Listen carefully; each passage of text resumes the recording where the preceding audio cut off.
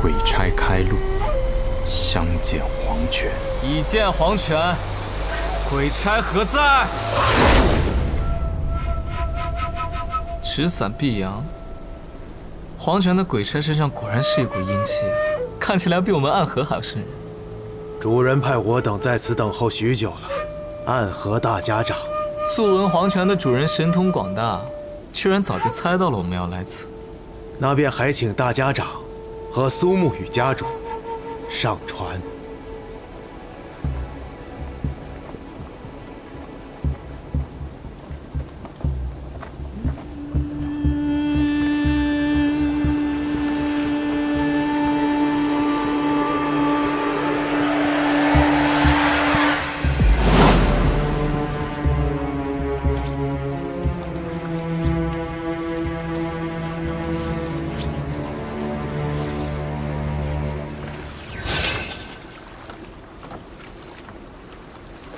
公子便是这一任苏家家主苏沐雨了吧？公子长得真是俊秀啊！公子怎么如此冷漠？是因为与小女子不相熟吗？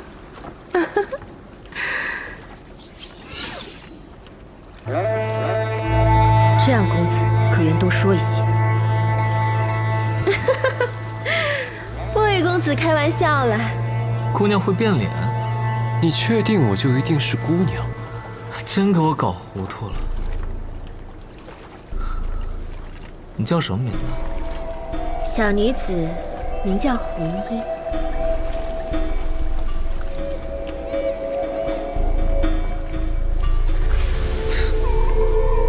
见了鬼了！穆家也会易容术，但和这红英比起来，相距甚远啊。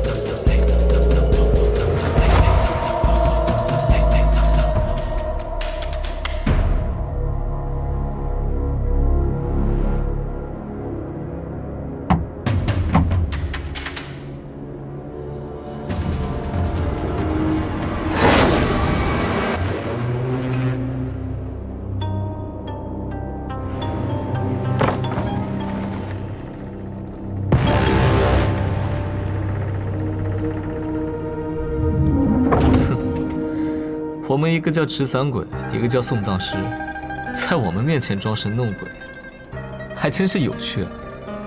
进去看看。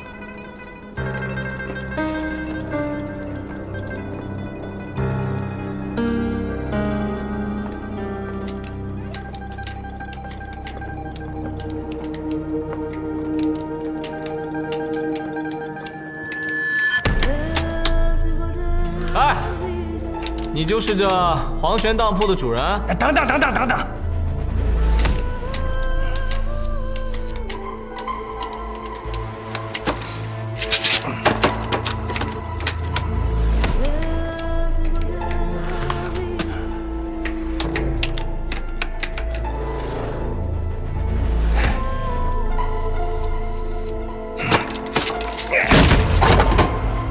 算不清楚，不算了，把他们都给我杀了！掌柜的所言可是当真？杀了，一了百了，死不认账！遵命。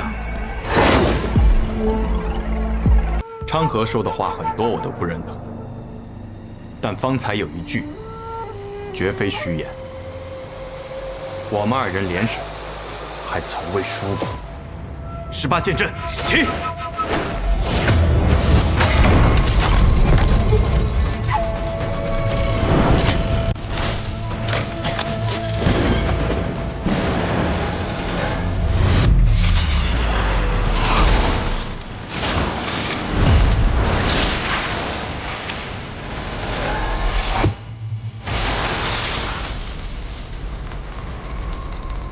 痛快，痛快！18剑阵，我生平一大恨，便是恨自己没有生于100年之前，不能与苏家高手苏18一战。没想到我被封进棺材之后，苏家便有了能重现18剑阵之人。你废话真多哎！我困于黑关之中那么多年，自然有说不完的话，打不完的架。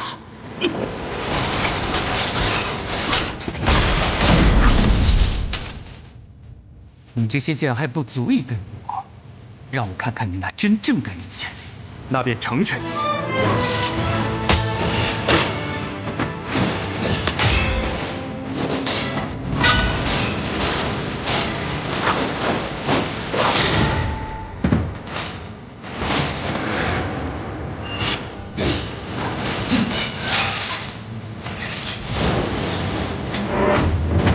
血雨剑。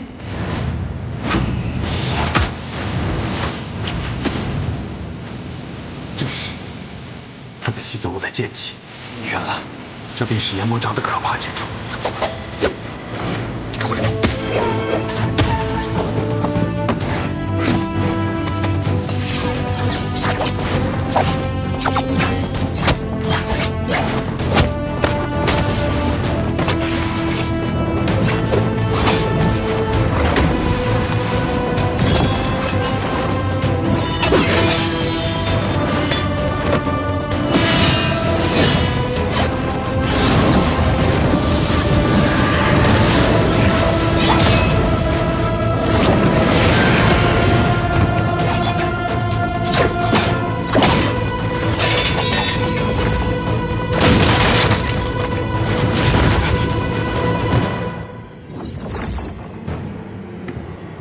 愚蠢，竟然敢跟我对阵！看看愚蠢的那个人到底是谁吧。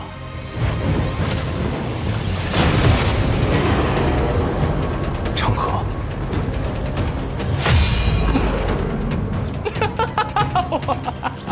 哎呀，没想到啊，这暗河之中除我之外，居然还有这般大逆不道之人啊！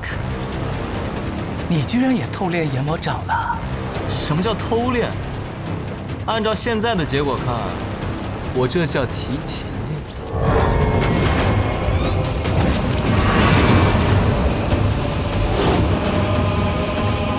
实在是太可惜了，你的阎魔掌修炼若是再高一个境界，就能胜过我了。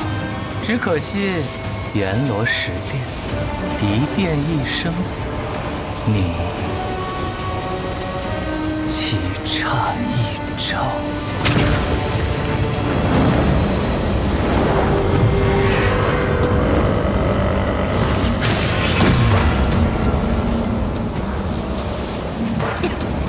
该死，是棺材里爬出来的家伙，内力怎么会如此深厚？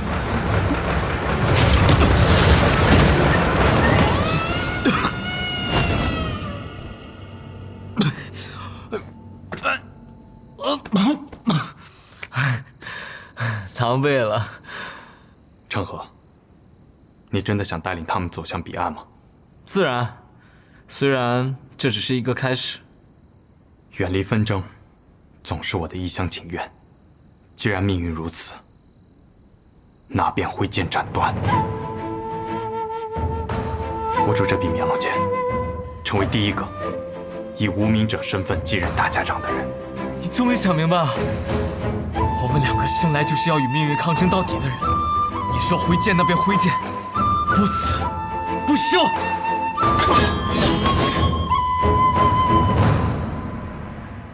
我为你寻找这一剑之计。狂妄！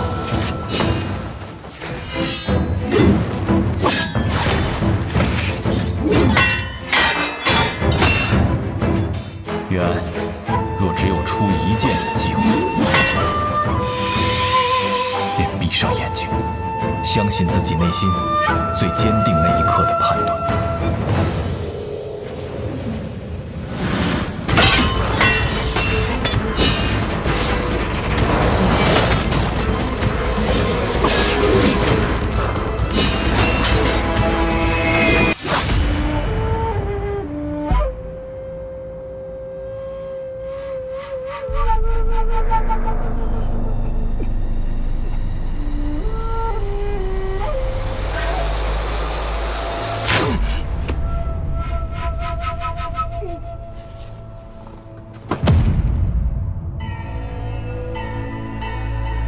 他是谢霸最钟爱的徒弟，杀了他，等于向谢家宣战。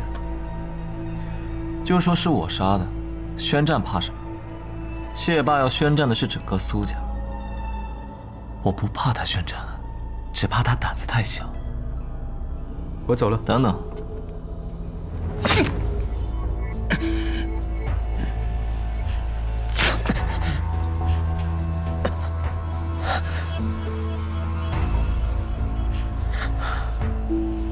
戏还是要演足的。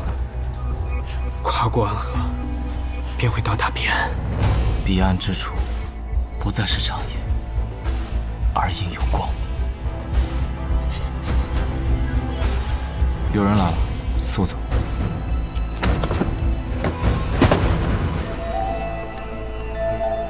唉，可惜了，谢家这代中有意思的人不多，你勉强算一个。若你不是这般病死鬼的样子，我还真想痛痛快快的和你打一场。哈哈哈哈，真是让人没有想到啊！暗河的送葬师也这么的多愁善感。是你，穆家家主穆子哲。你杀了谢繁花，谢霸不会放过你的。在此之后，暗河之中谁又能放过谁呢？或许以后所谓的三家也就只剩下一家。剑已出鞘，何必藏其锋芒？你是穆家有史以来最年轻的家主，难道你不想成为暗河有史以来最年轻的大家长？你这个人啊，还真的是挺有意思。我是来杀你的。哼，第一次见你的时候，我就想杀了你。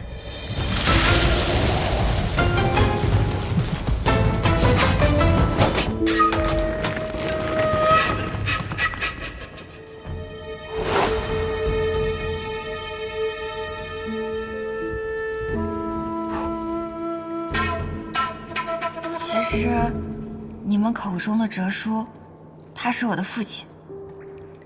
这就是我为什么一直打探他下落的原因。我的母亲什么都没有告诉我，只和我说他是暗河的魁。这不可能。我不是说笑，这有什么不可能的？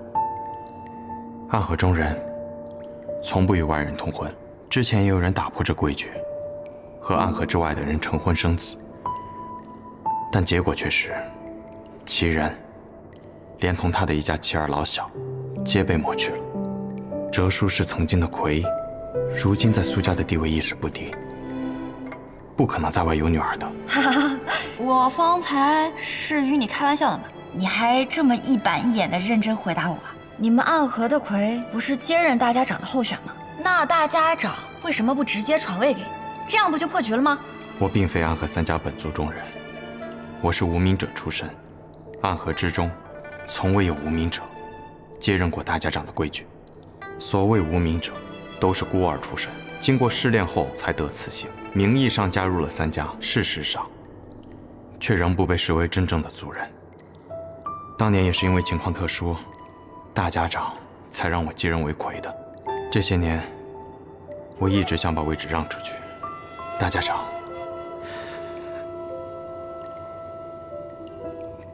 却没有允许。方才我就想说了，既然受了伤，你在我一个神医面前装什么？抱歉，方才那一战耗费了不少气力，实在是因为担心大家长那边，勉强撑着。那现在呢？撑不住了。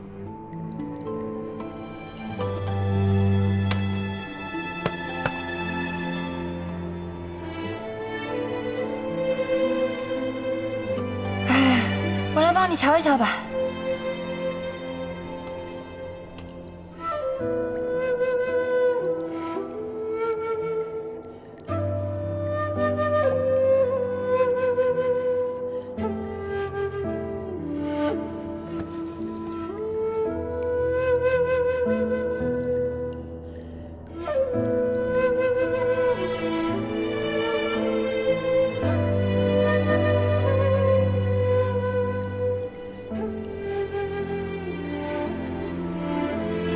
生死同，唯有下毒者那里可将其化解的奇毒。沈夜，我运气疗伤片刻便好，不必担忧。什么运气疗伤？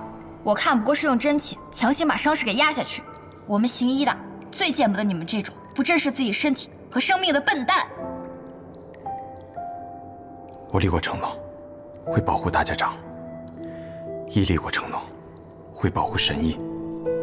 虽然没有立过承诺会保护我自己，但至少在你们无恙之前，我都会好好的。逻辑鬼才苏沐雨，你多休息一会儿吧，不然啊，一会儿打起架来没有力气，那我可就惨了。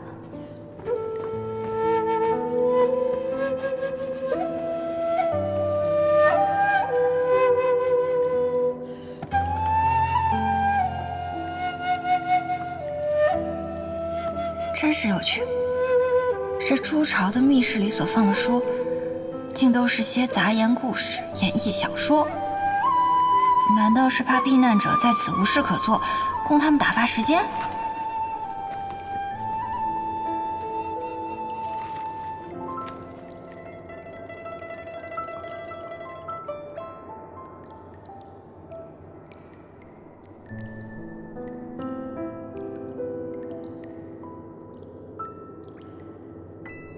这写的还真是玄乎。神医，我们动身吧。这么一会儿你就休息好了？你们暗河的人都这么不要命的？我们暗河之中有位前辈叫做穆朝阳，他专门创造了一套关于休息的功法，叫做眠息法。我们可一日只睡1个时辰，在择机歇上那么1时半刻，便可恢复精力。这对于我们学医的人来说呢，就是不讲医学。不论你那个姓穆的前辈说的那个眠息法有多厉害，都是不讲医学。也许吧，但对于我们来说确实很有用。毕竟我们总是在与时间赛跑。就是辛苦神医了，我们走吧。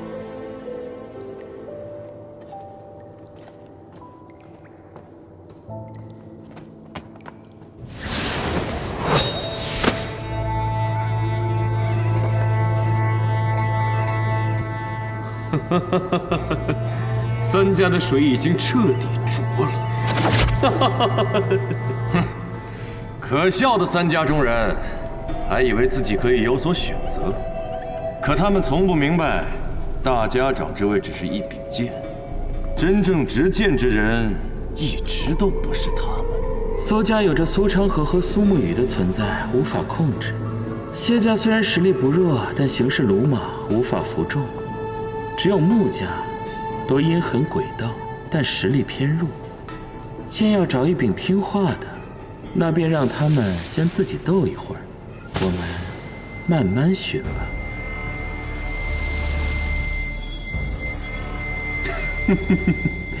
这个穆子哲倒是拉得下脸来求助，那便给他死灭关吧。而我们三关也该亲临战场，看看这最后的胜者了。自然是除你之外都可去，此行可解厄，可赦罪，唯独赐不了福。那便我去吧。好，那便你去。关了那么久，也该出来散散心了。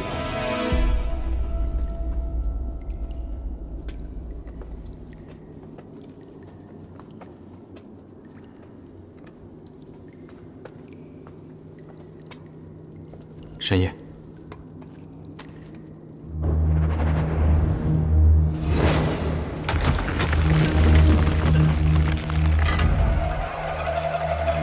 神医且在里面等等，我先出去探探情况。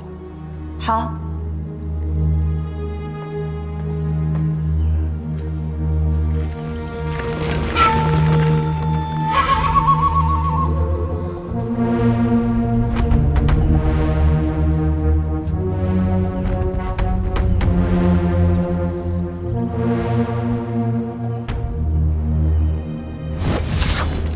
穆家少主，穆白，苏沐雨，我在这里等你许久了。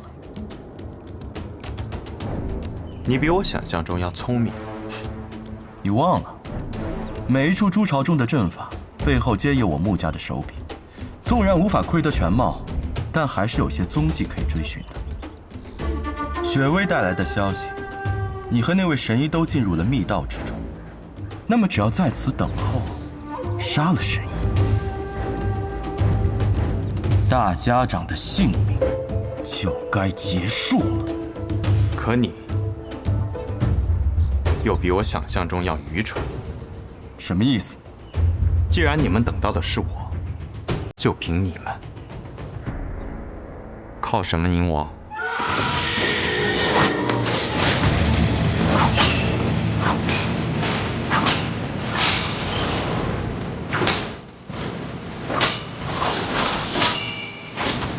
撑住，苏女。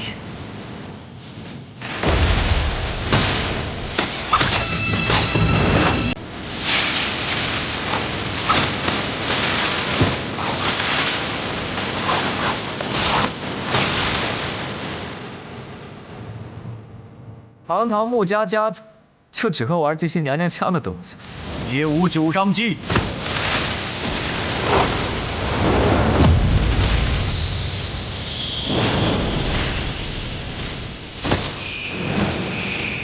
走。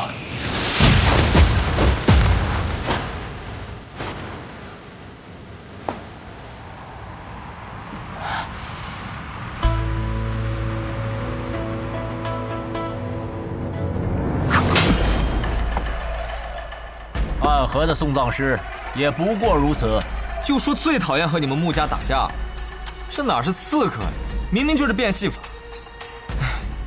本以为给哲叔安排的才是苦差事，我来朱巢就是走个过场，没想到，失策呀！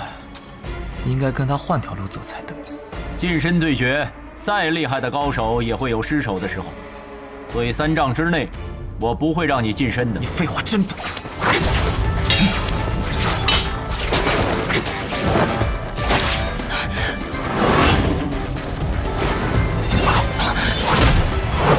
忘了，我有一个朋友傀儡司用的同样很好，他叫苏沐雨。3丈之外你称无敌，可如今你我不过3尺，那便是我的天地了。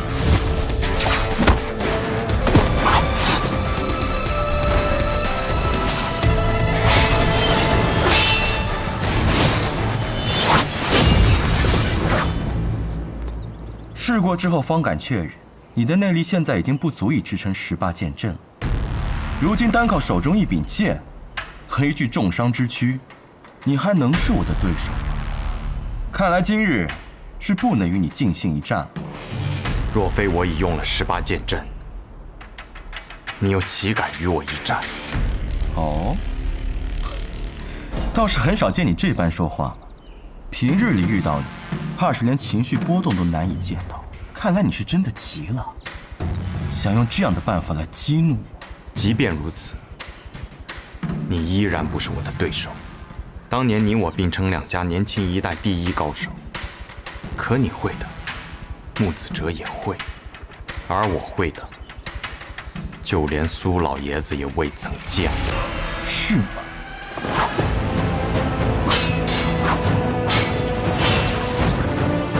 你见过我的3才阵吗？此阵是我耗费多年心血所改进。一招一式更是严丝合缝，不给对手留半分机会。苏沐雨，你很快便不能如方才那般自信。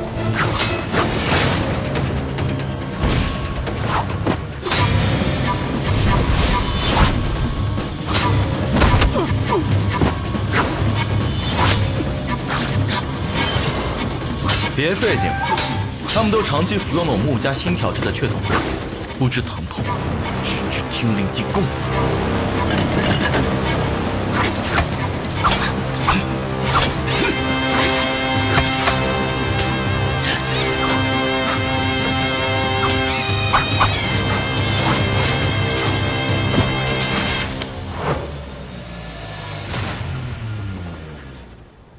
你的天地转瞬即逝，我的天地一瞬便是永恒。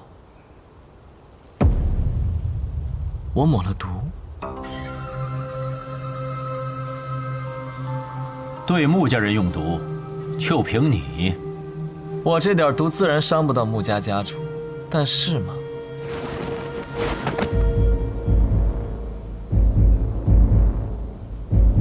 除非是苏静辉他亲自来，其他的人我不会放在眼里。就当你说的是真的。你要同时对付我们3个人，那你可就没有时间逼出你体内的毒了。现在这些毒对你来说可能不算什么，但是1个时辰之后还不算什么吗？哼，怕是到时候你也得需要那个神医来救你的命。苏长河，你真的是给我很多惊喜。恭送穆家家主。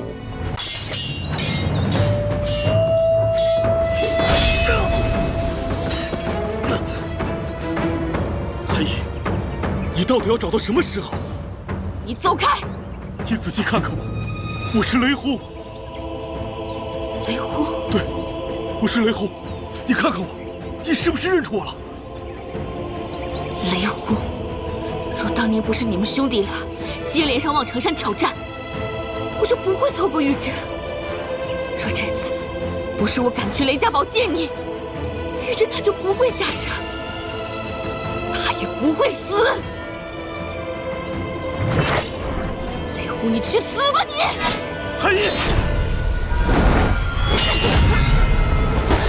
为什么在下每次出场，都是在如此危急之时，救人于危难之间啊？这难道真的就是传说中的天命？在下命中注定就是那神人离世，万丈光芒般的存在。我本不欲成天神，奈何天神欲成我。你是谁？在下无心。我叫少宗主。哎，那是天外天的无心，北离的无心只是寒水寺里一个小光头。我谢谢你来救我，但是我不需要。你还是走吧。前辈误会了，在下是来找人的，救你只是顺便。你干什么？他已经走火入魔了，功力不在你之下。哎，在下的寿延恩师做的就是这降妖除魔的行当。我来念一些清心凝神的咒，看能不能帮血液静心，恢复些神智。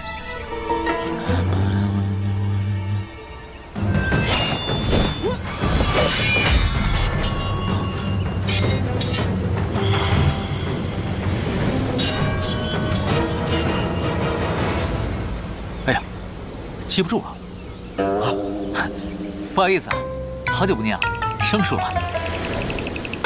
算了。反正我也不是走师傅他老人家的老路，雷轰前辈，帮我拖住他，给我创造一个机会。好。就是现在！一拳震我心，2拳破业障，3拳破恶孽，4拳熄灭，5拳伏幽，6拳降魔，7拳得大光明。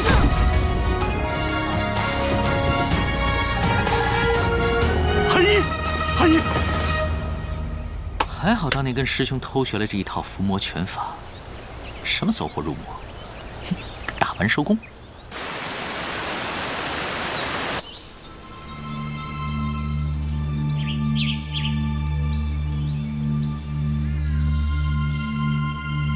你是谁？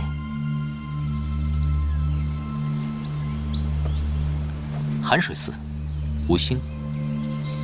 你是叶鼎之的儿子？正是。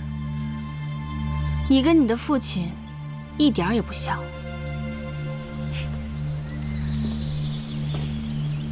很不像吗？你的父亲，无论是长相还是气质，都很豪迈。很多人说他不像江湖中人，身上有帝王之气。而你则不同，你的身上没有锋芒。听你的语气，你和我阿爹很早就认识了。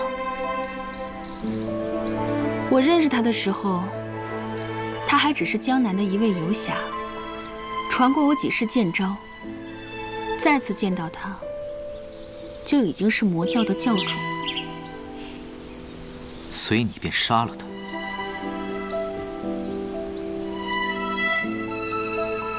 你既然来问我，就说明你确信不是我。而且我杀他，那叫正邪两争，天经地义。我阿爹最后跟他接触的人是谁？一个女子，她和孤剑仙抢先我们一步到。她和叶鼎之贴面说了一句话，叶鼎之就拔剑自刎了。果然，我把过你的脉，你的功力所剩不到2成。若是被想杀你的人知道就不好了，所以你还是先回雪月城疗伤吧。你去哪里？去我该去的地方。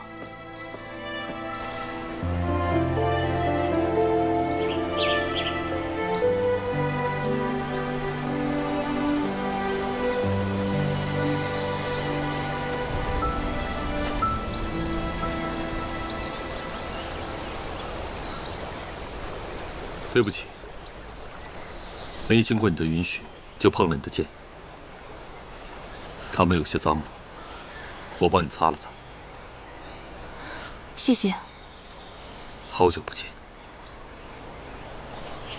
你没有回过头，不还是等于没见？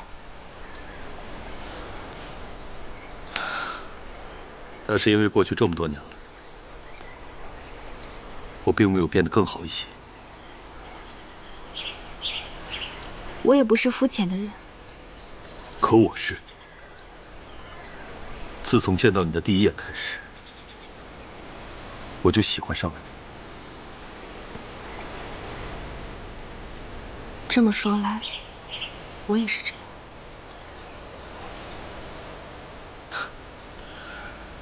对不起，当年望城山让你练成绝世之剑以后再相见，可我没有想到这一剑之约，竟浪费了你这么多年的好时光。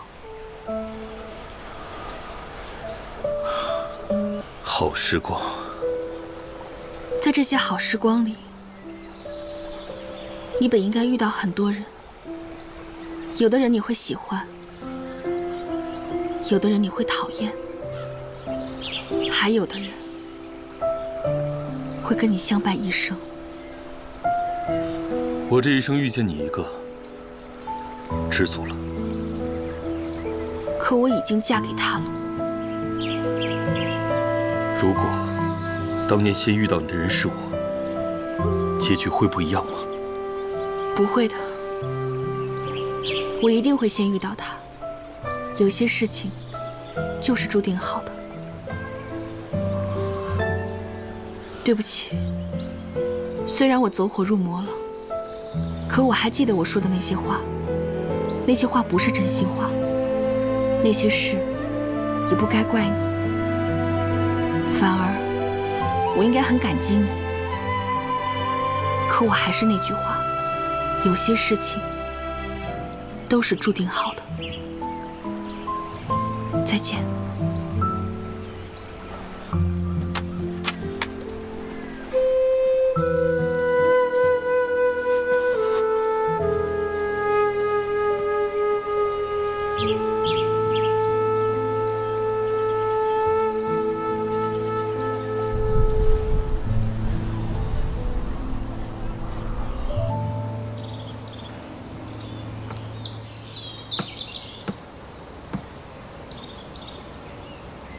韩姨还没有消息，真想亲自去找她呀。最近这一连串的事情，无论哪件事情都表明有人想要瓦解雪月城。唐门现在立场不明确，雷家堡又遭受重创，想要重回巅峰需要时日，而温家又超脱世外，不与江湖纷争。雪月城3大盟友全都靠不住，2位城主又不知所踪。你若离城而去，雪月城很快会分崩离析。在这棋局之上，我们都是棋子。是啊，可惜下棋的人已经死了，他把雪月城和萧楚河紧紧地绑在了一起。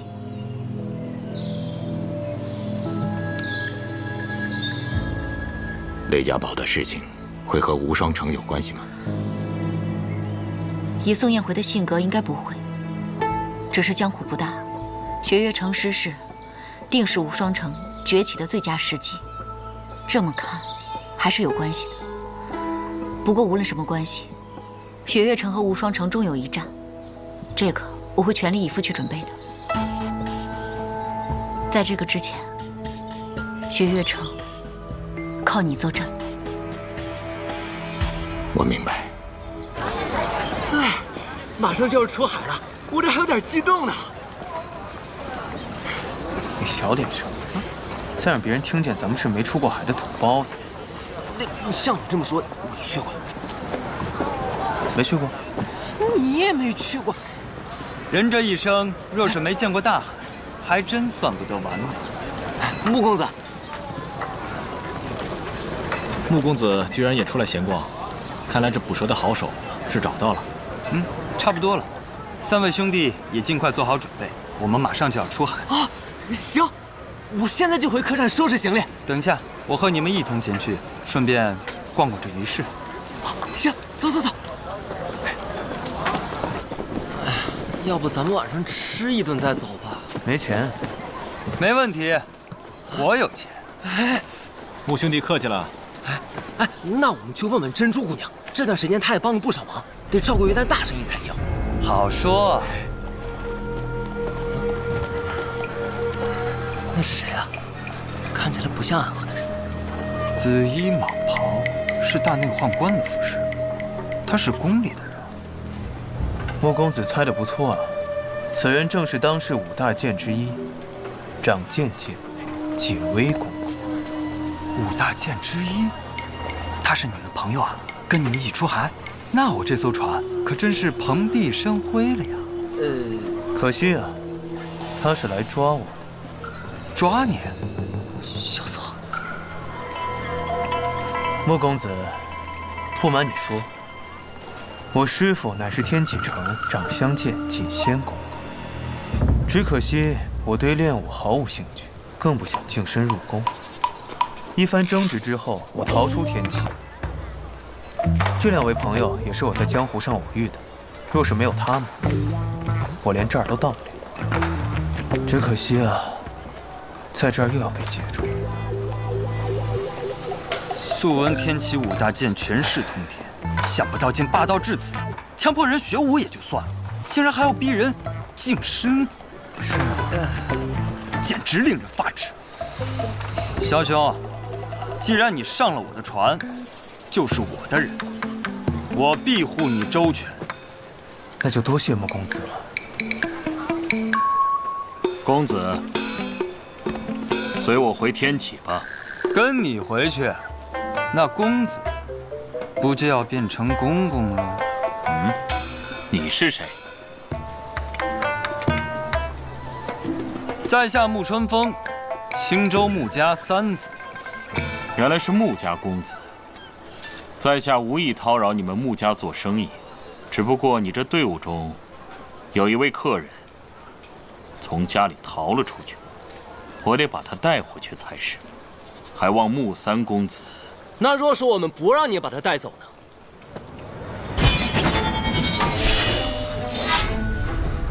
这件事，我知道，明剑渊眼，因为剑下防轰过多，戾气过重，而未被列入剑谱的明剑，曾是太祖皇帝的佩剑之一。休想！穆公子，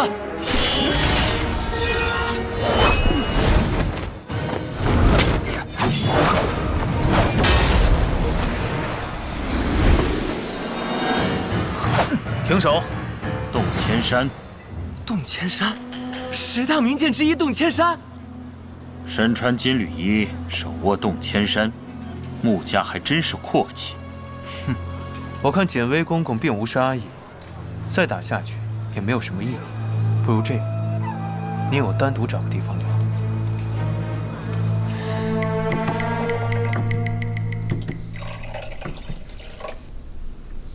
多年不见，公公还是这么不苟言笑啊。我本是来东极海师府处理公务，只不过前几日突然接到传书，上面告诉我，你会从这里出海。若论天启城中，谁最不通情面，大家想到的都会是你。可是公公，你好好想一想，我身边有一个新建传人，得了雷轰里寒衣真传，离那逍遥天境只有1线之隔。还有个雪月城大师兄，年轻一辈中的佼佼者，再加上那边有穆家相助，公公若想带走我，恐怕没那么容易。殿下不会以为我出来办差，只是孤身一人吧？那阵仗未免太大了吧？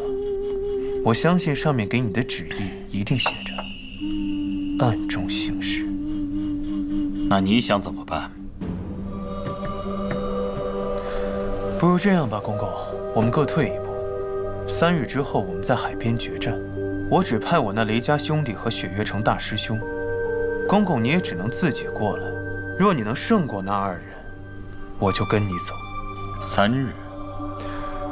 公公，你可以不相信老七，因为他做事不按章法。你当然也不能相信我二哥，因为他这个人城府太深，算得太细。但是你可以相信我是何人？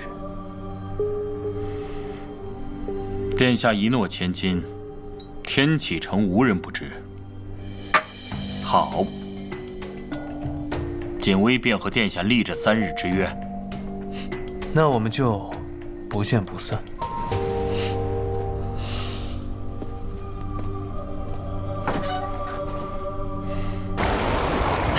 对了，小子，你跟锦微公公立了个什么约？3日之后在海边决战。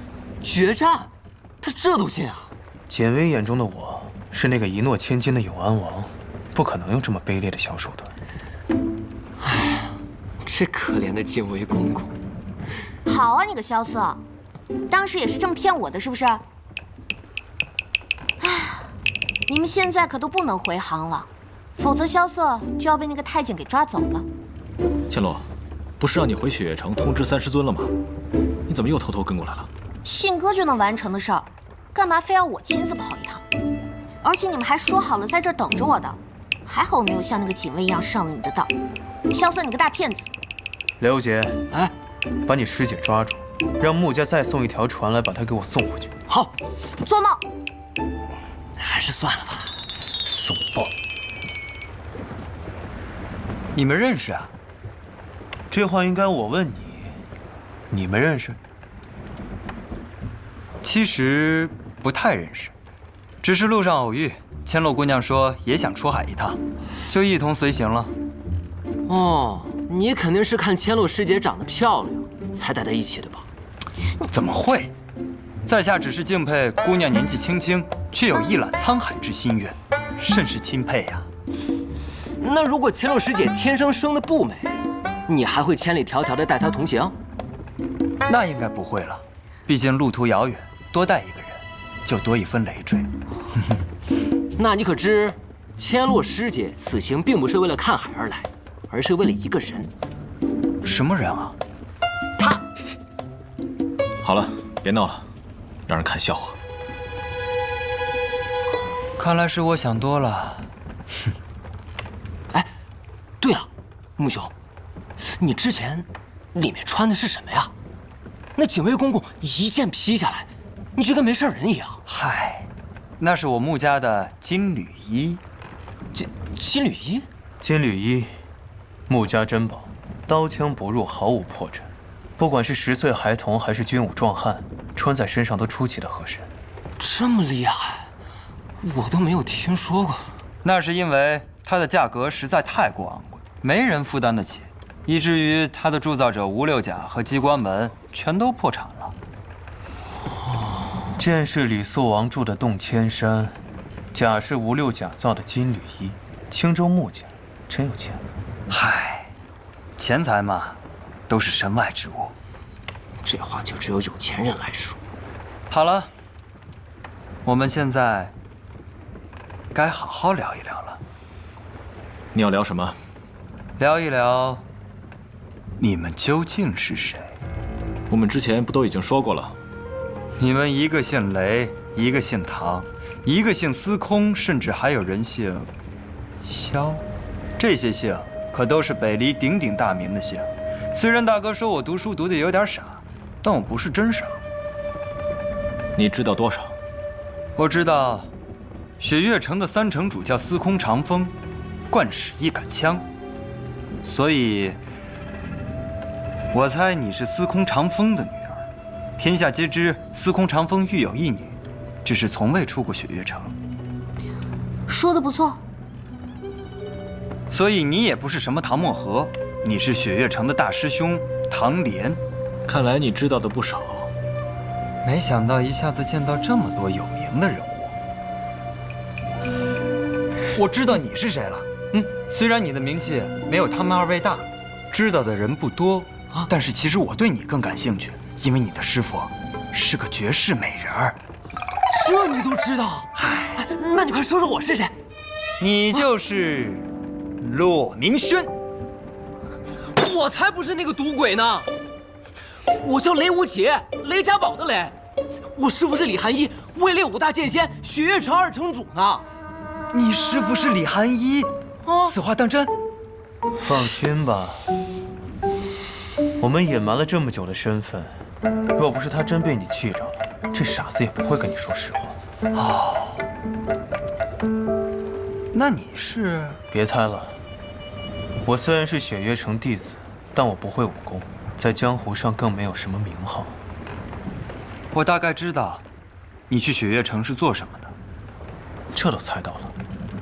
天下皆知，司空长风跟药王辛百草学过医术，乃是天下1等1的神医。你去找他是为了治病，但是看起来他并没有治好你，因为从见你的第一眼，我就知道，你是一个将死之人。你说什么？我自幼学习医术，不会看错的。他说的是真的？是真的。我以为此行若是没有结果，我们还可以回天启。原来此行不成，一切便都是结束了。抱歉，我别无选择。所以你们此次出海是要找一个地方，而那个地方有能治好你的人。我劝你把所有猜测都停在这儿。穆某不才，略通医术，或许你们在这儿就已经找到了能治好你的人。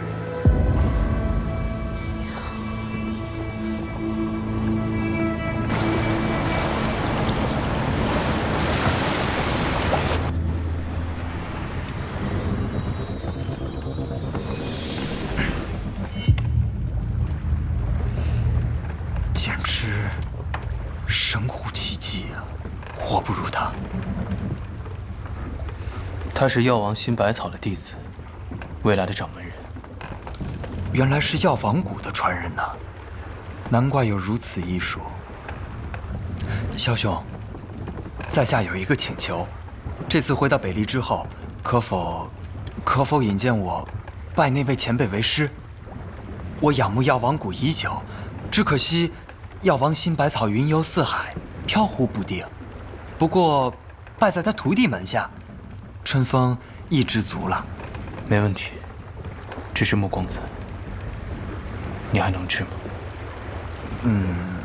我若是在医，那可就是画蛇添足了。白日里还夸下海口，汗颜呐。哎，不过萧兄，你为何不带那位神医一同出海？有他在，至少你可以一直把命给续上。海上之行凶险无比，他已经做得够多了，不能让他犯这次险。虽然我与萧兄只是初识，可总觉得相逢恨晚呐。若不是萧兄身体有恙，真想与你把酒言欢一番。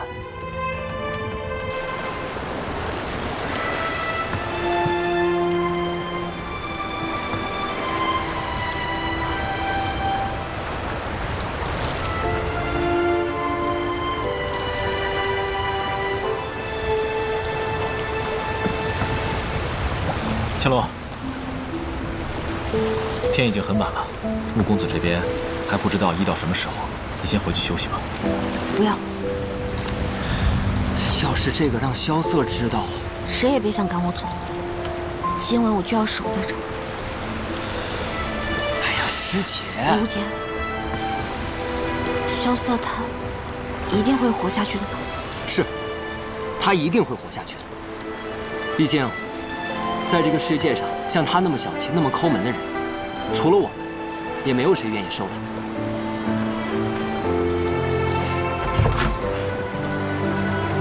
他。哎，萧瑟，你出来了！你个小憨货，你当初连碗面钱都付不起，明明是我收留的你。怎么样，穆公子治好你了吗？是在下自不量力了，早有神医出手，我这点医术不值一提。反正现在的我死不了。穆公子，在，说好的把酒当歌，提早安排了。好。